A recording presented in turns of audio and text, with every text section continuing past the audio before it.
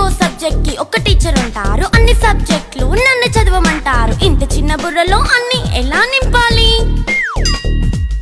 Class work, home work, fair notes అంటారు. Subject కి 3 books పెట్టి బ్యాగ్ నింపుతారు. ఇన్ఫాక్ట్ నా బరువు కన్నా నా బ్యాగ్ బరువే ఎక్కువ.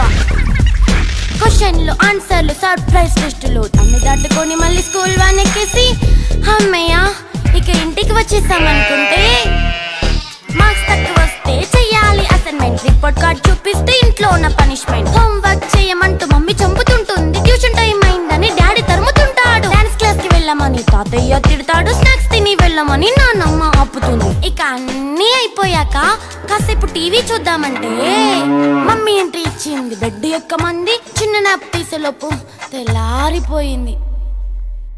అయ్యో మళ్ళీ మొదలు ఈ స్కూల్ కష్టాలు, ఇక మళ్ళీ మొదలు